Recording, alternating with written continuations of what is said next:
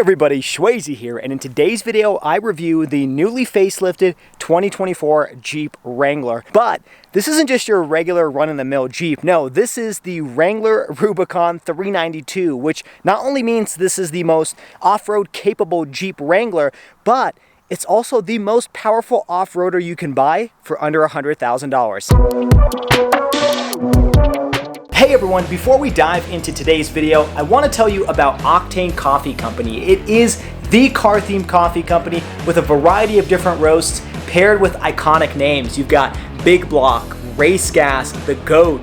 It's perfect for early morning cars and coffee or cruises down the canyon.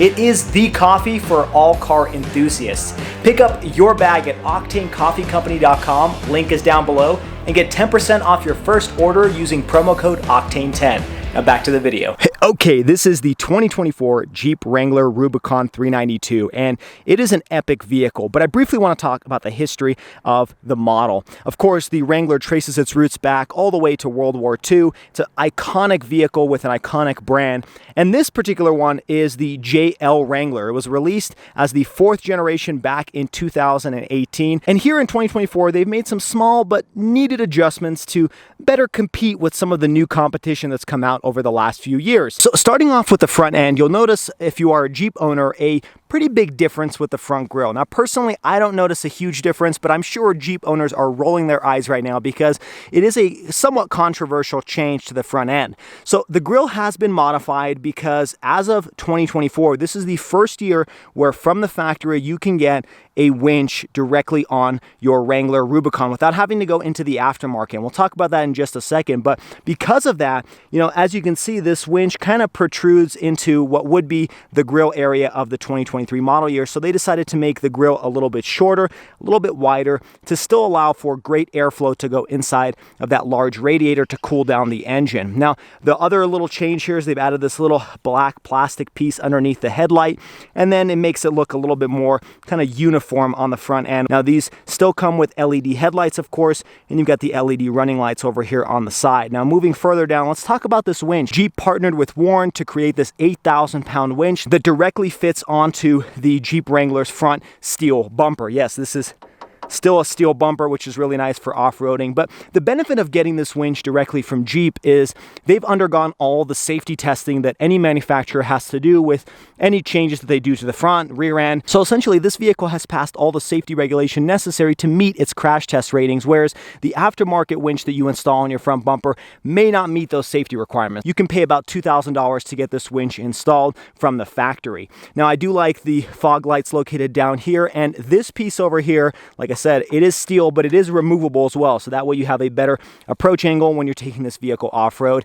Now, overall, the front end really hasn't changed too much. It's just been an evolution of the 2018 model year JL Wrangler. Okay, now as we come over to the side, I do want to talk about the color option here. And this one specifically is called Earl, and it's kind of a sky blue gray color. It looks really nice. You kind of have to see it in person to really appreciate it, but it almost has like that retro vibe, but it's unique. I haven't seen this very often on other vehicles, but Jeep does offer 9 different color options on the Wrangler Rubicon 392, so whatever you like, you'll probably find that as an option. Okay, now let's talk about the wheel and tire setup. Now, this one being the Wrangler Rubicon 392, it is fully equipped, so it does come standard with the Extreme Recon package that you typically have to option for on the other Rubicon models. And what that means is you get 35-inch tires over here. These are BF Goodrich all-terrain tires, and they're wrapped around 17-inch alloy wheels. Now, these are beadlock capable wheels, so you can remove this ring and actually add a beadlock style ring to keep the tire on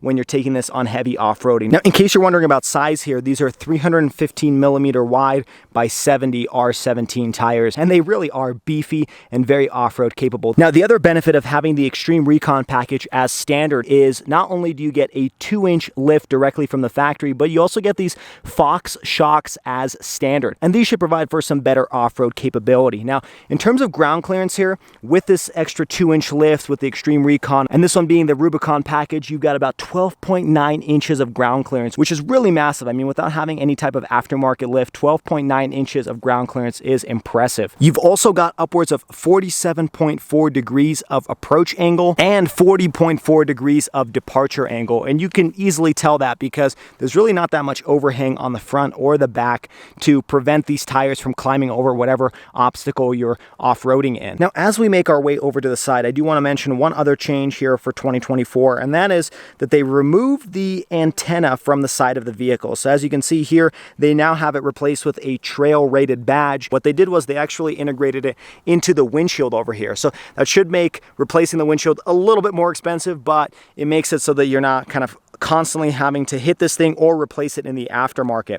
Now, the other thing I want to mention here is this one being the Wrangler Rubicon 392. There's not really a great way to tell the difference between this from a regular Rubicon. Really, the one major difference is the gold bronze accents all throughout the vehicle. So first off, you'll notice the Rubicon is actually outlined in this bronze color over here. Same with the Jeep logo down here at the bottom. This badge has a little bit of bronze, even the trail rated badge. And then of course, an easy telltale sign is the 392 over here on the hood, which also has some bronze accents. And then you may have noticed on the front bumper as well, there's bronze tow hooks over here, which kind of are a clear indicator. But other than that, there's not really an easy way to tell the difference. I kind of wish they made this look a little bit beefier, a little bit more aggressive than just your regular Wrangler Rubicon. But you know, that was a style choice for them to add that bronze accents, and I do like that they did that. Now let's talk about the length of this vehicle. It's about 188.4 inches, and for comparison, the Ford Bronco, which is its closest competitor, is about 189.5 inches. So it's just a little bit shorter than the Bronco. It's also a little bit narrower, but very, very similar in size. All right, coming over to the rear end, they really didn't change much for this 2024 model year, but it really didn't need it. It looks really good. You've got LED taillights back here with the blind spot monitoring integrated. Of course, you have this massive 35-inch tire, and you've got this Jeep Performance Parts badge over here as well. Now, as we make our way down, I do want to point out that you again have steel bumpers back here. You've also got parking sensors. And then moving further down, one amazing feature back here is the quad exhaust ports to get all of that exhaust out of that big Hemi V8 engine under the hood. Now, as we're back here, let's talk about towing capacity. The Wrangler Rubicon 392 has a max towing capacity of 3,500 pounds, but for a first time ever in Jeeps, other trim levels of the Wrangler can get upwards of 5,000 pounds of towing capacity, which is really impressive because the Ford Bronco's maximum towing capacity is 4,500 pounds on the Raptor and only 3,500 pounds on the regular Bronco. Now, before we jump under the hood, I do want to talk about some of the off-road goodies that come on this vehicle. Like I mentioned, this one being the Rubicon, this is probably one of the most capable off-roaders on the market, period. First off, the water fording capabilities on this vehicle are 34 inches high, which is pretty much the same height as the tire. And then lots of goodies underneath this vehicle. So first off, you've got a front and a rear locker that you can activate electronically inside. You've also got a sway bar disconnect, which should make it a little bit easier to go on some rock crawling. Of course, you have a 4 high, 4 low, and then there's also a 4 auto, and that is kind of the standard mode. There's no two-wheel drive option on the Rubicon 392 because there's just way too much power. If this vehicle had a two-wheel drive option, you'd constantly spin the tires. In fact, even in four-wheel drive, if you stomp on it, you may chirp some of these tires, which is insane because there's a lot of weight on them, and there's still just too much torque to break loose those tires. Now, one thing the Jeep Wrangler owners will be quick to point out over the Ford Bronco is the fact that you have a solid front axle over here, which does benefit when you're taking this vehicle off-road because of the articulation, because as one tire is up, the other one is driven into the ground, giving you better traction when you're going off-roading. Now, one other change that Jeep integrated here in 2024 is called the full float Dana rear axle. And it's kind of a complicated engineering, but essentially it is where the wheel hub assembly is separate from the axle shaft. And what that allows this vehicle to do is not only make that rear axle a little bit more durable, but it also allows for higher towing capacity. That's why on the lower trim levels with the other engines, you can tow upwards of 5,000 pounds. Okay, now now for the moment you've all been waiting for, or at least I've been waiting for.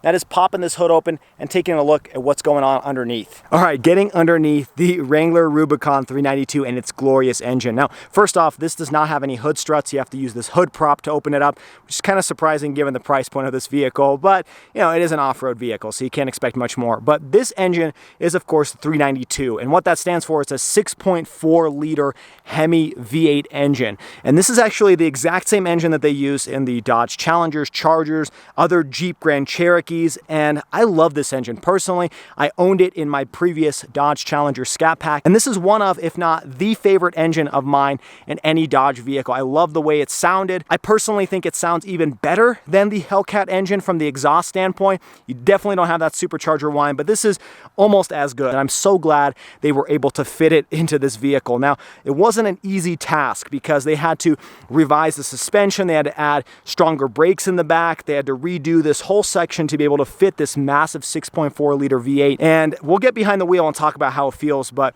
it's definitely odd to have this type of engine in a vehicle like this. You just do not expect it.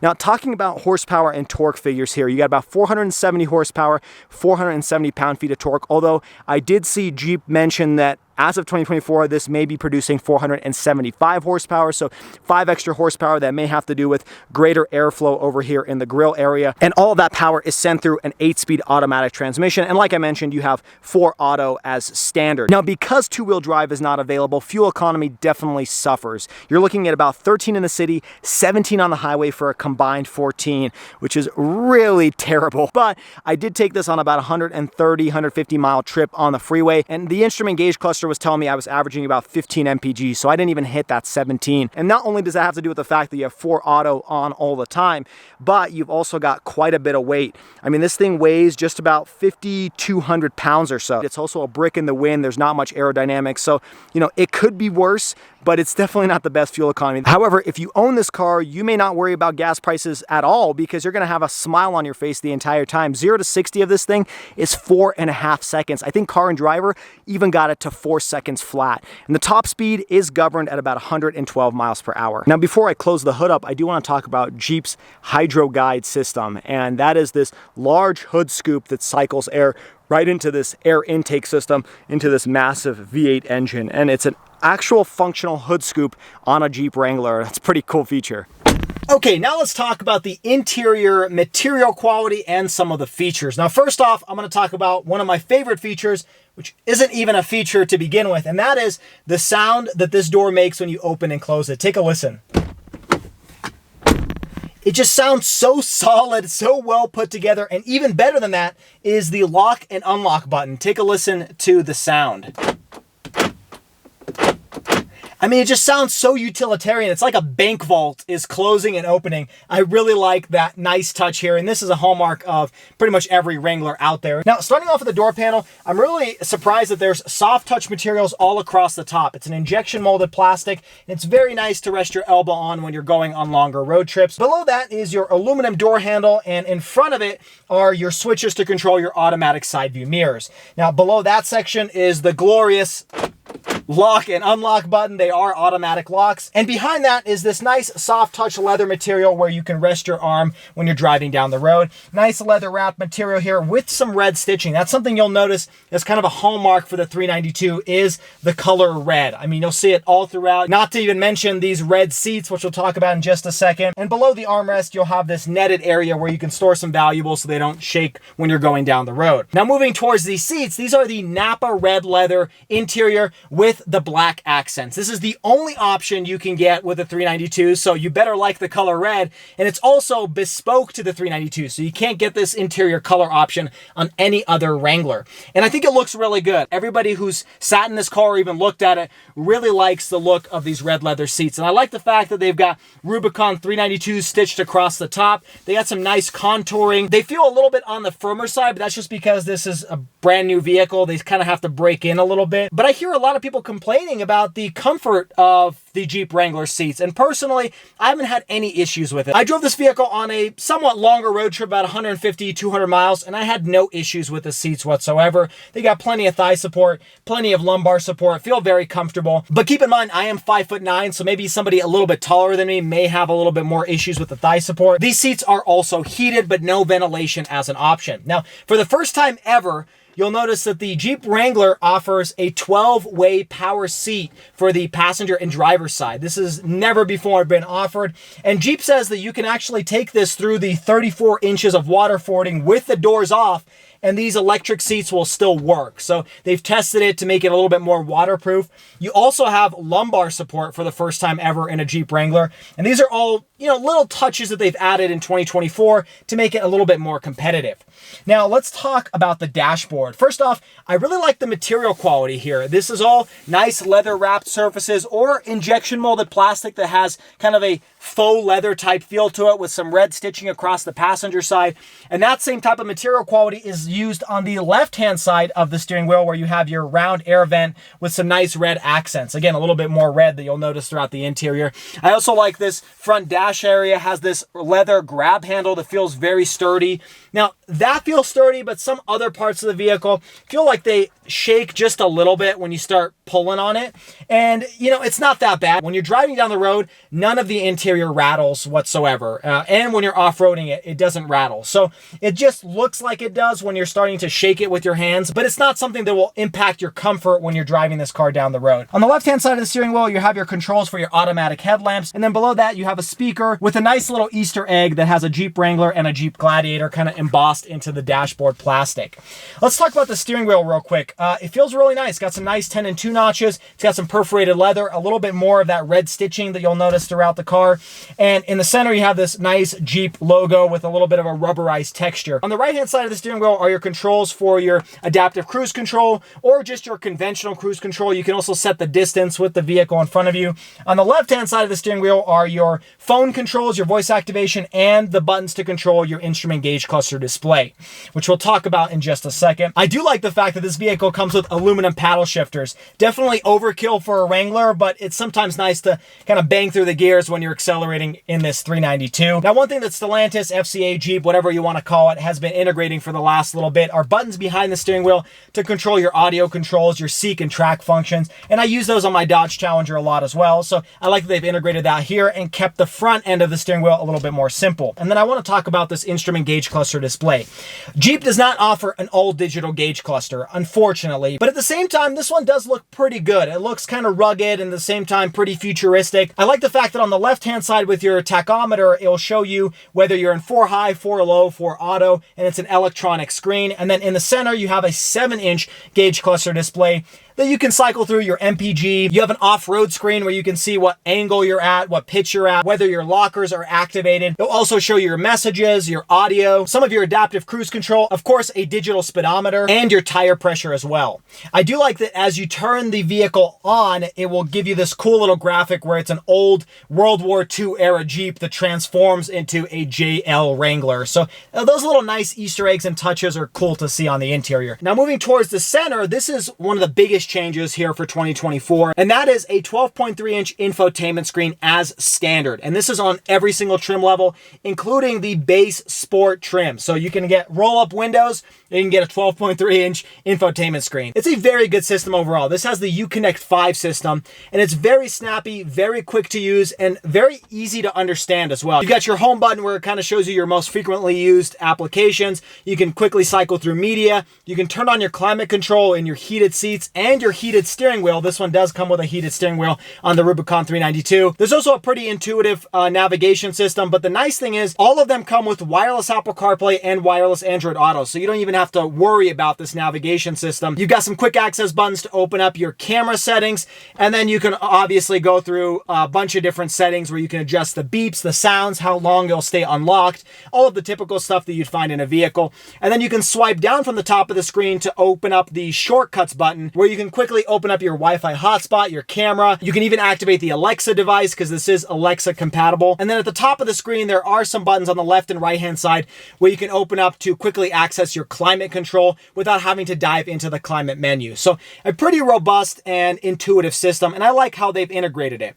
Now, there's a couple things I want to mention here. First off, Jeep says that they've made this a little bit brighter and also dust and slightly waterproof. So if you have the roof open and you have some light coming down, it is still pretty bright. I've experienced it myself. I can still easily see the screen and play around with it. And they say that, you know, if you get a little bit muddy, a little bit wet, there's some dust that gets into the car, this screen will still work just fine. Now, another thing to mention is if you do get your 12.3-inch infotainment screen equipped with the in-house or onboard navigation system, you also get something called adventure guides. And what that is it'll open up trails that are located near your area or preloaded trails where it will actually tell you exactly the difficulty level, what kind of terrain is going to be on that trail itself. Really great job, Jeep, for integrating that, because that's a very important feature to have for some newer off-roaders that are either in a new area that they're not familiar with or just trying to get into off-roading, but they don't really know where to go exactly. So I really like that they've integrated that here in 2024. Now, in regards to the screen, of course, you've got Bluetooth connectivity, but Jeep says that for 2024 model year, they've made it so that there's active noise canceling. So I think it actually does work, and the speakers work really well, so you can still hear what people are saying on the other end. Now, the other thing Jeep says they did was they added additional sound deadening and insulation to make this cabin a little bit quieter, including acoustic glass on the driver and passenger side. Now, moving below this infotainment screen, this is a new change for 2024. They got rid of the round air vents and they've integrated these horizontal slats. And that's just because of packaging. You can't fit this large screen without having some sort of compromise, and they work pretty well. I will say the AC works well, but I have experienced better working air conditionings in other vehicles. Moving below that, again, you have that nice leather touch surface, but what's nice here is you have a large set of redundant buttons, and a lot of people complain that everything is going all digital and it's kind of hard to find what you want to access with the infotainment screen. And here you've got both options. You can either use the touchscreen or you can use the physical buttons to control your heated steering wheel, your climate control with your fan speed. You can turn on the AC. You can also turn on the heated seats.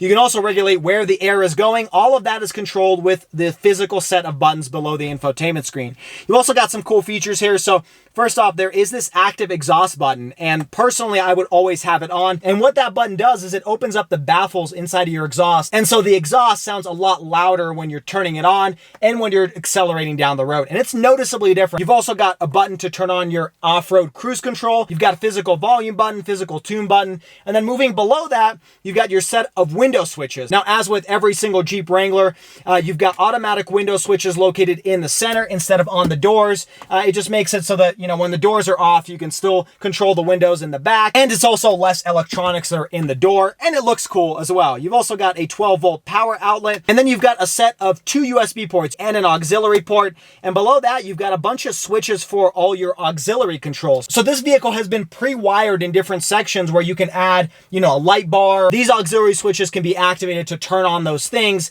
and then you just wire it to whatever's already pre-wired in the vehicle. It's a really nice feature that a lot of the off-road vehicles are starting to roll out nowadays. You've got a front and rear locker, of course, a sway bar disconnect, and an off-road plus button, which essentially just turns off your traction control and kind of gets this vehicle prepped for off-road conditions. Moving towards the center section, you've got a physical lever here to control your 4 auto, 4 high, 4 low. And then to the right of that is your gear selector. Now, what I find odd is I kind of wish they switched the two, just because it feels like the gear selector is a little bit further out of the way. Moving further back, you got 2 cup holders and a manual handbrake too. One thing that I haven't seen here in this vehicle is, for one, a wireless charging pad. I don't see that as an option, which is kind of surprising because most cars nowadays either come with that as an option or standard. And the second thing this vehicle is missing is a drive mode selector. There's really no drive modes, no sport mode, no eco. The only thing is this off-road plus button, which kind of puts it into an off-road mode. You can't cycle through different modes to kind of fit your needs, which is a little bit odd, and I wish they included that. Moving further back, you got a really nice leather soft touch arm console with some more red stitching, and it's kind of a 2-tier setup where you can open up the top section. You've got your Jeep wrench over here where you can take off the doors, and then opening up the second one is a larger compartment with another USB port and a little light in there. On the passenger side, you just got got a relatively small glove compartment and a little speaker on the other side. And then moving above you, you've got a home link system on your sun visor. And then you've got what Jeep calls the Sky One Touch Roof. And by pushing that button on the roof, it will open up this large soft top all the way to behind the second row passenger seats. And it's a nice open air feeling. This is something that's a very big competitive advantage that Jeep has, because the competition does not offer this in an automatic form. You have to kind of get out of the vehicle, fold the soft top. This one, with a click of a button, opens up. Now, it's not cheap. It does come for a few extra grand, but I think it's worth it because there's really nothing else like it. It makes this vehicle feel really like a convertible. At the same time, you can still take off the side panels in the back and give you a nice open air feeling. So you don't get that compromise, but you have the benefit of having a one-touch open sunroof. Now, jumping into the second row, same nice use of materials on the door panel, soft touch injection molded plastic up top. And climbing inside, it is a little bit more difficult, not only because the ground clearance is a bit taller in this Rubicon 392, but the entry is a little bit more narrow than some of the competition out there. Now, if you're used to a Jeep Wrangler, you're not really going to notice a difference. It's the exact same as the previous model year. But for some family members that have climbed in and out, they've noticed it's a little bit of a tight entrance and exit. You've got the same really nice red leather seats on the back, and then you can pull on a tab in the center and open up your center armrest. You've got two cup holders there and a little slot where you could probably put like a smartphone or something like that. It's also nice leather padded, feels really good on your elbow. And then in the back, you've got a pretty decent amount of legroom. You're looking at 38.2 inches behind the first row, and then headroom is pretty good too. You're looking at about 40.3 inches. So, you know, me being 5'9", I got plenty of space back there. And one thing I really like back there is the fact that you've got rear air vents. That's not something that comes on the Ford Bronco, for example. You can't even get that as an option. Now, below that, you've got your window switch controls and then a plethora of different USB ports. You got 2 USB-A's and 2 more USB-C's for a total of 4 back there. And below that, you've got just your regular household power outlet. Now, just in front of the second row passengers, you've got the crossbar that connects the passenger to the driver's side, and that adds a little bit of structural rigidity. And on that crossbar, you've got your speaker system and some lighting so that when you're climbing in and out at night, you have a little bit more visibility. I do wish that they had that crossbar behind the second row passengers, because when this large convertible roof opens up, you'd have a more open air feel, but it does have some benefits to having the speakers right in front of you rather than behind you. Now, climbing into the trunk, not too much to report back there. The door opens pretty easily. It doesn't feel very heavy, even though you have a very heavy 35-inch tire on it. Then the window just folds up with its struts on the side. And then in the back, you've got about 27.7 cubic feet of space behind the second row passengers. And it's a pretty decent amount of space, but it could be a little bit larger. There's not that much you can fit back there. You've got a cigarette-style power outlet, and then you've got a bag back there where you can actually take off the rear quarter panel windows and panels and put those inside of the bag and kind of store it for when you're taking it somewhere. Now, underneath the trunk floor, there's really not that much space back there. A really small storage compartment where you have some of the electronics to control your Warn winch. One thing I will mention is if you fold the second row seats down, there is a little bit of an incline to load some items, but there's not a huge lip. So I like the fact that you could probably put down like a mattress or something at a little bit of an angle, but you're not having to climb over anything because there's not a huge elevation difference between the trunk floor and the back seats. All right, well, since we're sitting inside the cabin, we might as well turn this vehicle on and take it for a drive. First off, I want to show you the Jeep key. It feels pretty solid, pretty rugged. You've got your lock, unlock, remote start functionality over here on the front, along with your panic button. On the back, you've got Jeep written now over here. And then this is a switchblade style, but of course, this has remote start-stop functionality, so you can just push the brake and push the engine start-stop button and the vehicle will turn on. And boy, does it sound very good.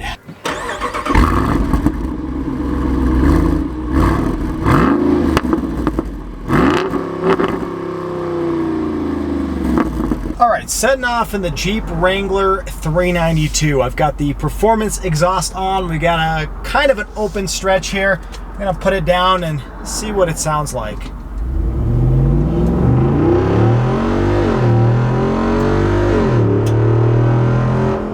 Wow, that, you know, the acceleration isn't that insane, but the sound this vehicle makes is. I mean, this thing sounds like a muscle car, and it never gets old. even though you're not going that fast, because at the end of the day, this thing weighs like 5,200 pounds. And so there's only so much you can do to hide that weight. And even a 6.4 liter, you know,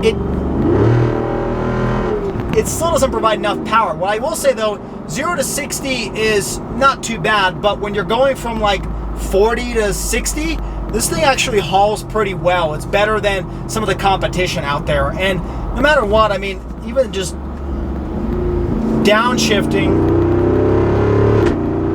having those burbles in the back, I mean, wow, this thing is fun to drive.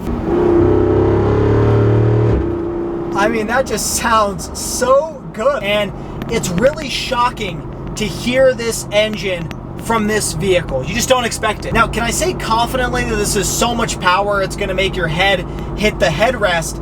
No. I mean, this is a predictable amount of power, but it's still insane to have this much power in this vehicle. I mean, this is the most powerful off-roader I've driven, with 470 horsepower, 470 pound-feet of torque, and this is most definitely, hands down, the best sounding off-roader I've ever driven. Now, in terms of handling on corners, it's not bad. I mean, I thought it would be worse. It still handles like a big, tall SUV, but I can't say I feel scared taking a corner in it, thinking I'm going to flip over. I mean, it's not that bad. And the brakes work pretty well. They definitely stop this vehicle with plenty of time. Let's do another acceleration here real quick.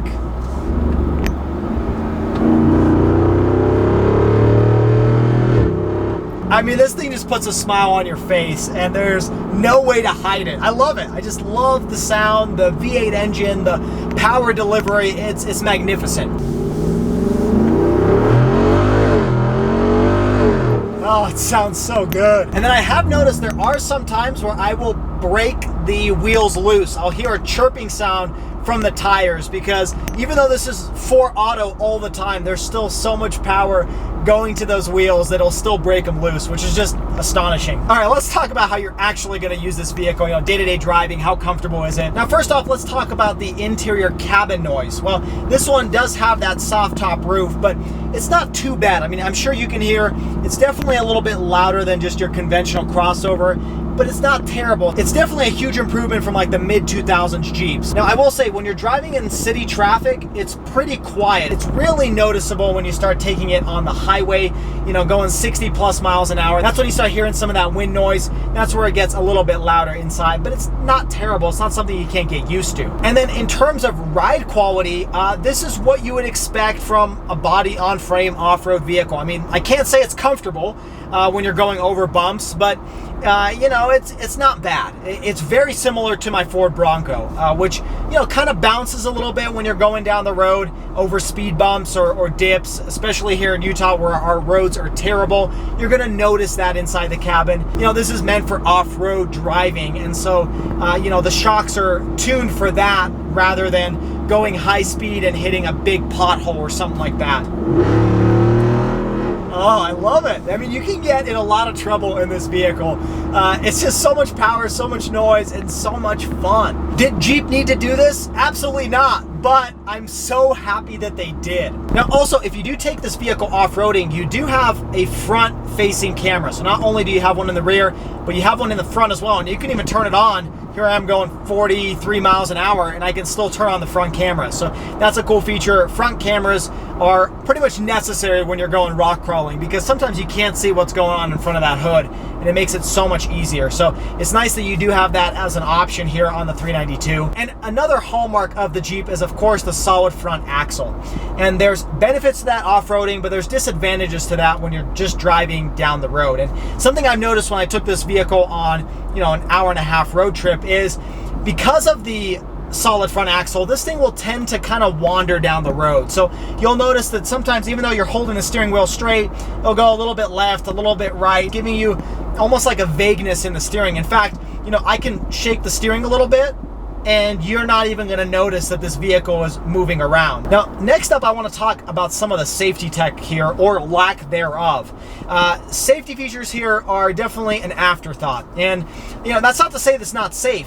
For 2024, they did add side curtain airbags. I wonder where they got that idea from, but nonetheless, nice to have. You know, definitely if you're having your kids or your family driving this car, you're gonna wanna have those extra safety features. But in terms of the safety tech, you know, you do have blind spot monitoring, which is great, but there isn't any type of lane keep or lane centering assist. Now, the Ford Bronco does come with kind of a lane departure warning where it'll vibrate the wheel and let you know you're departing the lane. This does not have that. It will not alert you. You can drive off the lane as much as you want, and there's no nannies or anything like that to bug you. So maybe you like that, maybe you don't, but you don't have that even as an option in the Wrangler. But this vehicle does have adaptive cruise control. There's nothing else really advanced in terms of safety tech, but this is an off-road vehicle and you're likely not buying it because of its safety features. All right, let's do one more pull here before we jump out and finish off this video.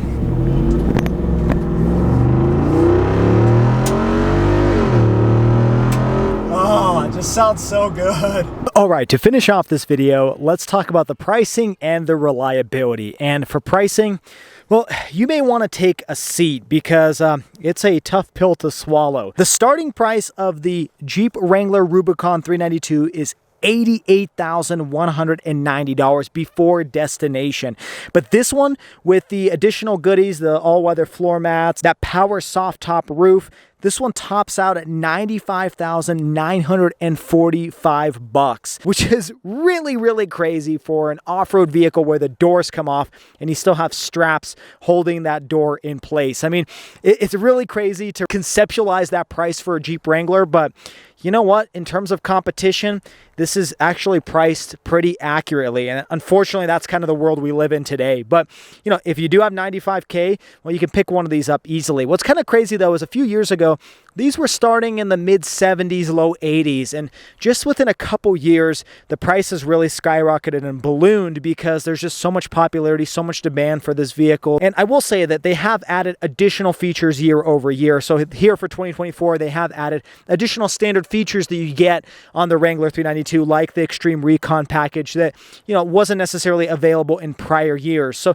that's part of the reason why the price has gone up. Now, in terms of warranty, this vehicle comes with a 3-year, 36,000-mile bumper-to-bumper limited warranty and a 5-year, 60,000-mile powertrain warranty. That's pretty standard amongst the industry.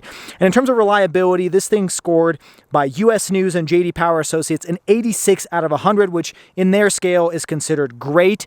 And this thing does come with 3 years of included complimentary maintenance with every new vehicle purchase. So to finish off this video, what are my overall thoughts on the Jeep Wrangler Rubicon 392? Well, there's really only one thing I dislike about this vehicle, and that is the price. I mean, $95,000 is an extremely high price for an off-road vehicle. That being said, something I said in the beginning of this video, this is the most powerful off-roader you can get for under $100,000. I mean, the direct competitor to this is like a Land Rover Defender with the V8 engine, has very similar horsepower figures and torque, but that one's about $116,000, $120,000. Now that one is a little bit more luxurious, more premium, but still, if you're taking it off-road, you may not want some of those goodies. The next thing above that is like a G-Wagon Mercedes, which is 150, 200, 250 grand. I mean, you name it. So, you know, for being a less than $100,000 off-road, essentially muscle car, supercar, it's a really hard bargain over here, even though I feel like it's insane to even call this thing a bargain. Now, the closest domestic competitor is the Ford Bronco Raptor, and price-wise, they are pretty similar, especially with the markups on that one and the supply shortages. Personally, even though I'm a Ford Bronco owner, I'd pick this over the Bronco Raptor for a couple reasons. One, this has the V8 engine, which has not only the V8 power, but that V8 exhaust, which sounds so amazing, puts a smile on your face. But then this thing is a little bit narrower, so if you're taking it on some of these trails that we have here in Utah, you're gonna be better equipped with this, and you're not gonna scuff up the paint as much as you are in the Bronco Raptor, which is a very wide vehicle. Now, at the same time, you can buy like a new C8 Corvette or even a C7 Corvette as your weekend, you know, muscle car or sports car, and also buy like a early 2000s Jeep for your off-roading and have two cars for the price of this one. So it's definitely some things to consider. But I hope you guys enjoyed today's video. If you did, make sure you hit that like button and subscribe to the channel for all of the weekly content, everything from as crazy as this to our Fiat 500C Abarth. Also check me out on all the social media at Shwazy_, where I post short form content of vehicles like this. And as always, everybody, I hope you stay Shwazy, stay healthy, have a wonderful day.